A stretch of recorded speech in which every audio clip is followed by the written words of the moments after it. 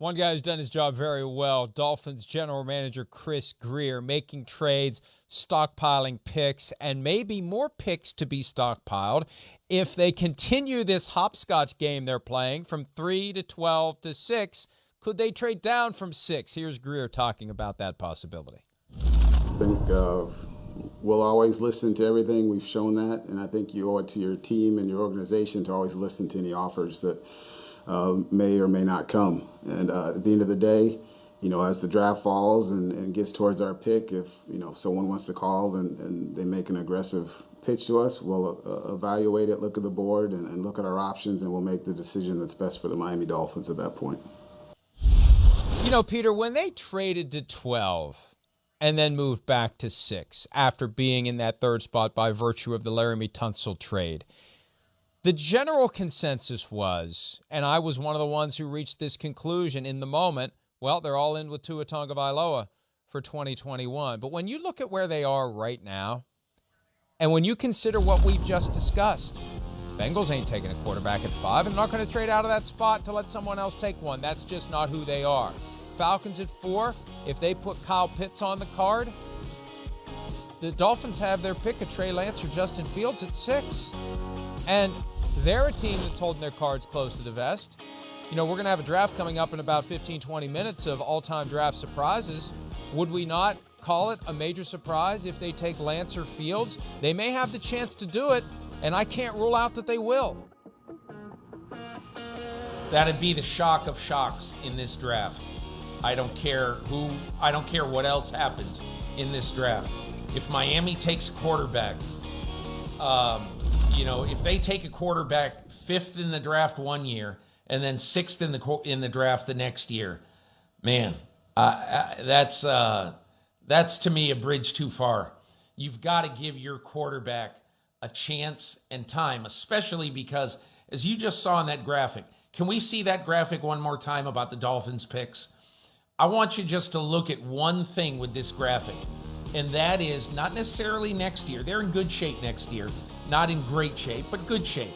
But the following year, with 2 1s, what that can do for the Dolphins in 2022. Because figure this, if they're looking for a quarterback in 2022, they're not going to have had a very good year this year. Let's say they're going to pick 13th next year in the draft. Okay, and there's their pick. And then you've got 2 1s the following year to fool around with. Now you have the ability, if you're the Miami Dolphins, to go get your quarterback next year. If you take a quarterback at 6 this year, you ruin Tua Tagovailoa. It is over. It's over. You've told him, we don't think you're a quarterback. You might as well cut him, honestly. And I don't see it happening. Or you could trade him for a second-round pick, the way the Dolphins gave up a second-round pick, to get Josh Rosen from the Cardinals after they went 10th overall one year for Rosen, 1st overall the next year for Kyler Murray. So this kind of thing isn't unprecedented. What would be different here is we're not talking about the 1st overall pick. We're talking about the Dolphins manipulating the board to still come out of it, because they could have stayed at 3. Look, if they love Lance or Fields, and again, they're not going to tell us, if they think Lance or Fields could come in and be dramatically better than Tua was last year, they're not going to admit it, but they could maybe look at this and say, all right, we back out of 3 because we think Kyle Shanahan wants Mac Jones, so Lance and Fields are still going to be there. Now we get a chance to get back to 6, and they did them all together. It wasn't like they did one trade and then they did the next trade a week or two later. It was all one broader transaction. So before they knew they were getting out of 3, they knew they were getting back to 6. And I just, given the amount of thought and effort and strategy that goes into this draft, I can't rule out the possibility that they've worked out all the scenarios and that they may end up getting a quarterback that they secretly love fall to them at 6. And maybe if that guy's there, they take him. And if not, they can trade down and get a receiver, a skill position player later. I just can't close the door on it because we've seen too many crazy things. Peter, there was once a team that took quarterbacks, 2 quarterbacks in the first round in the same year, technically. Do you know what I'm talking about?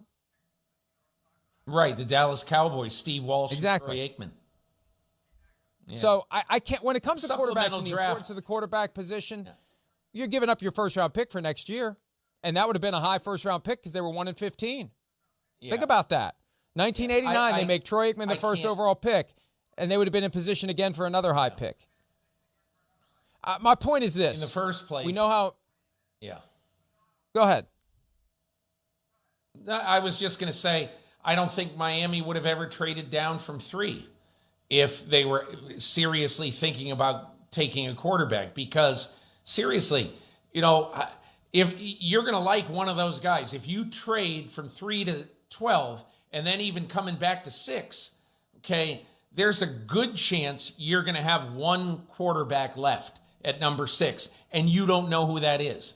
What if you say, oh, man, we love Justin Fields? Why would you make that trade if you want to take Justin Fields?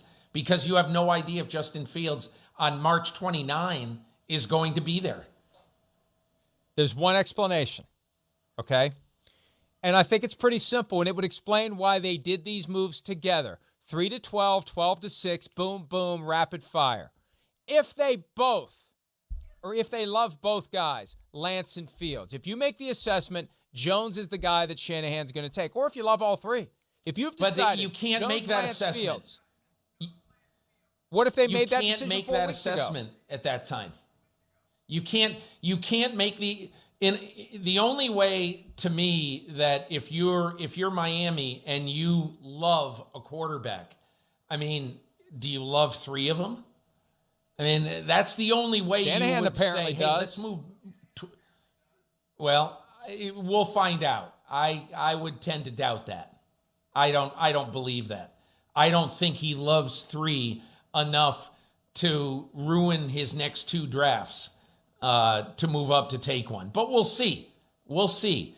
I just have my doubts about that.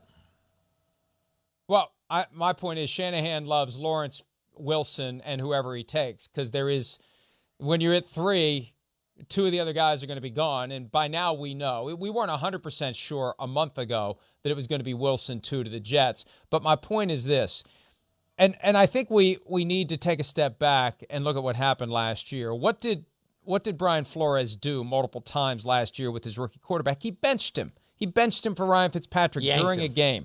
Instead of letting the guy finish, it was get this guy the hell off the field. Now, he did it in a very tactful way. He never had a locker room problem. I think Brian Flores is on his way to becoming a great head coach because he manages his team incredibly well and doesn't have a bunch of leaks and discontent and schisms in the locker room.